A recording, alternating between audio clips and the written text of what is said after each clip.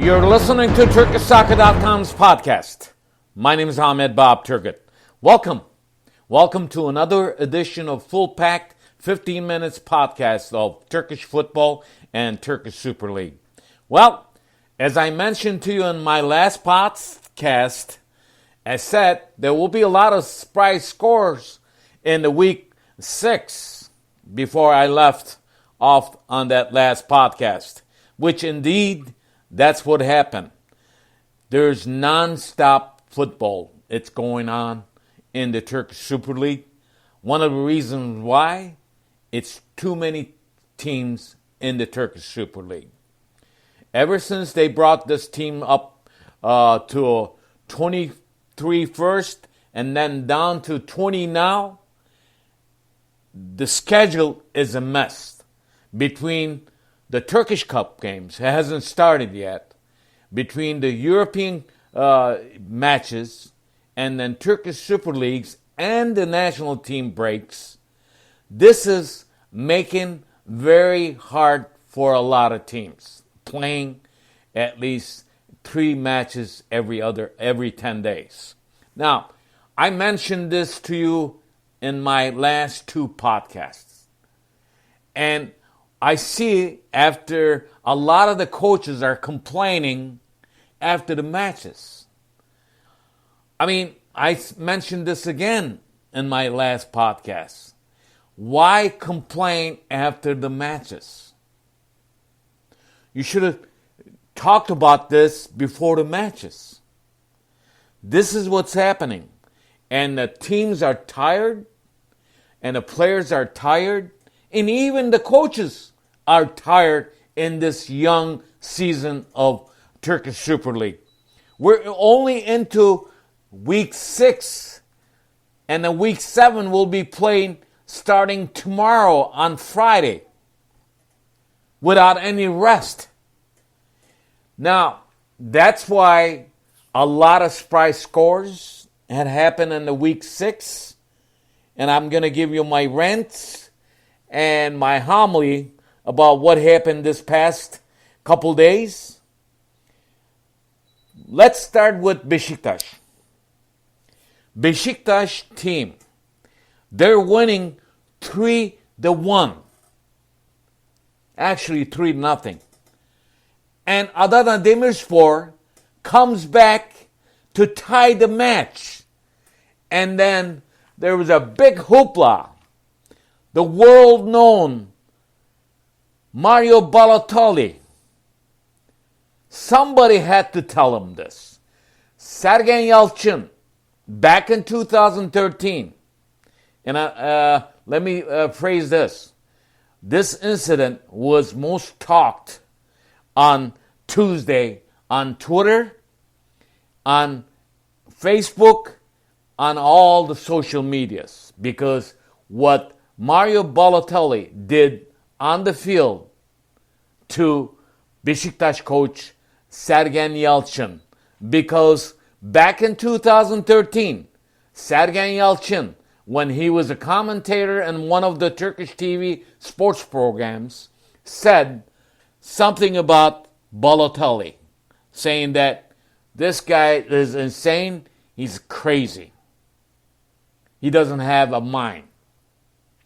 So, somebody from Adana Demirspor or somebody close to Mario Balotelli, that's got to be Turkish. That someone who's Turkish knows Sergen and knows Balotelli very well. Went up to him, told him what Sergen told him back in 2013. So, after Balotelli subs in, let's remember, the coach of Adana Demirspor did not start him. And then the goal he scored on Beşiktaş, it was a beautiful goal, beautiful shot. After, it's not the goal is disgraceful. It is the act that he did after he scored a goal. He came on the sideline looking at Sergen Yalçın, Beşiktaş coach, and then pointing his brains, his head, and then showing coach Sergen Yalçın. He was red carded for that. This is insane. This, I think, referee should have given him more than red card. This is unsportsmanship on the pitch. So this is what happened, and Beşiktaş and the surprise. Remember, a match before this, Beşiktaş came back from behind to win the match against Antalyaspor in the week 5. This time, in the week 6, they were winning the match 3-0. In the last 30 minutes, Beşiktaş let this match go out of their hand. And I'm going to tell you one thing. With the substitutions, what Sergen Yalçın did, I think we have to blame Sergen Yalçın for this tie. There's no ifs or buts. If somebody does wrong as a coach, you should bring this up, and then he should take the blame. I believe Sergen Yalçın was the blame for this tie.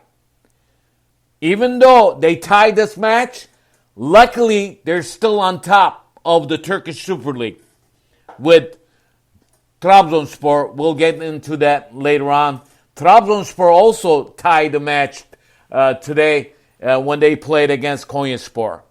So, 2 top teams in the Turkish Super League after week 6, even though they only earned 1 point, they're still on top with 14 points. Another disappointment, another disaster scene for a team, one of the big teams in Istanbul, Galatasaray. They traveled to Kayseri. Kayserispor beat them 3-0. They trashed Galatasaray. Hikmet Karaman's Kayserispor was a better side.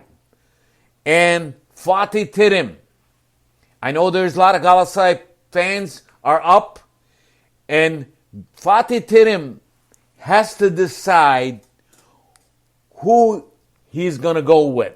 You cannot have a player on the pitch on every match. Different players on the pitch. So, Galatasaray has a problems. Fatih Terim has a problems. And the way they play lately, after week 6, Galatasaray, they're in not even in the top 5. They're in the 11th place after week 6. This is not good for Galatasaray fans. That's why Galatasaray fans are very upset with the team, and some of the Galatasaray fans are not happy with Fatih Terim. So this, and then after the match, Fatih Terim talked about they're playing too many matches. Yes, Galatasaray is not the only team that's playing many matches, and you have Beşiktaş playing in the European Champions League, Fenerbahçe playing in the European competition, Galatasaray playing in the competition. So this kind of matches is going to be happening. But I think Galatasaray needs to do some very, very restructure of the team. I think if they want to go with the young players, they should decide going with the young players, not change every match, different format, and then different players on the pitch. So this was the probably biggest, and also in the week 6, and just today on Thursday, Giresunspor earned they scored their first goal after week 6, but they still lost against Fenerbahçe. Fenerbahçe won the match, and they did not play good. I don't think, because the way they played against Giresunspor, and Giresunspor is the last team, very bad team in the Turkish Super League. And Fenerbahçe, even though they won this match, Mesut Özil scored and Ferdi Kadıoğlu scored Fenerbahçe's goals. And if they play like this, this coming weekend, it won't be looking good for Fenerbahçe. I'm going to tell you that up front. So, Mesut Özil scored his second goal in the season so far in the Turkish Super League. We'll see what happens. And the results, let me run down all the results for you. Rizespor lost at home against Altay and 2-1. Fatih Karagümrük Antalya match tied 0-0. Yeni Malatyaspor at home lost to Sivasspor 1-0. Beşiktaş, I mentioned, at home tied with Adana Demirspor 3-3. And Gaziantep beat Başakşehir in that match. That was the fastest goal scored by Muhammed Demir in the very 6 seconds of the match. That is the fastest goal so far in the Turkish Super League. And Kayseri, as I mentioned to you, beat Galatasaray 3-0. Göztepe at home against Hatayspor lost 2-0 on Thursday, just today. Konyaspor at home tied with Trabzonspor 2-2. And Fenerbahçe beat Giresunspor 2-1. And Alanyaspor, Kasımpaşa, Alanya beat Kasımpaşa 2-0. With these scores, Beşiktaş still on top with 14 points. Second place, Trabzonspor with 14 points.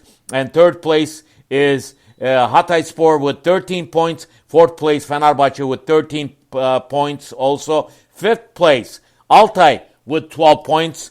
And sixth place will be Konyaspor with 12 points. And seventh place is Alanya with 12 points. And the bottom of the barrel hasn't changed. Rize and Giresun, Başakşehir, Antalya, Kasımpaşa, and Göztepe follows them. But Rize, Giresun, Başakşehir are in deep problems. Now, week 7 will start on Friday with the match in Izmir. Altay will be hosting Beşiktaş. And that will be only match on Friday. And Beşiktaş have a lot of injuries. They're missing like 7 players. Rozier, Batshuayi, Gazelle, Alex Teixeira, Vida, Wellington, and Kudu. Necip will not play against Altay. Altay looking good with 12 points. Beşiktaş has 14 points. Altay wins this match. You look for Altay capturing the first place again. On Saturday, you have matches, 3 matches. Sivas will host Fatih Karagümrük. Antalya will host Yeni Malatyaspor. Adana Demirspor will be at home against Gaziantep. On Sunday, Giresun will be at home against Kayserispor. Hatayspor will be hosting Fenerbahçe on Sunday. Başakşehir will be at home against Rizespor. Galatasaray will host Göztepe. On Monday, there's 2 matches. Kasımpaşa will be at home against Konyaspor, and Trabzonspor will host Alanya. That's a very crucial match. And week 8 will start on October 1st. Before those matches, Beşiktaş plays against in the Champions League against Ajax, and Fenerbahçe and Galatasaray also have European matches. Galatasaray will be traveling to France, Marseille, and Fenerbahçe will be at home against Greek team Olympiakos after these week 7 matches. Fenerbahçe and Galatasaray plays on Thursday, and also I believe Beşiktaş plays on Friday, the September 28th, against Ajax in Netherlands. That should be a fun match to see. So, a lot of things happening. And also, one last note, another coach bite the dust. Rizespor sacked their coach, Bülent Uygun, and he will not coach anymore. And also, Kenan Koçak, assistant coach, he will be the assistant coach for Turkish national team. So, this is it for week 7. We looked at it and previewed the week 7 for you. We'll see you next time on this podcast. You've been listening to TurkishSoccer.com's Turkish Football Podcast. My name is Ahmet Bob Turgut. See you next time. Bye-bye.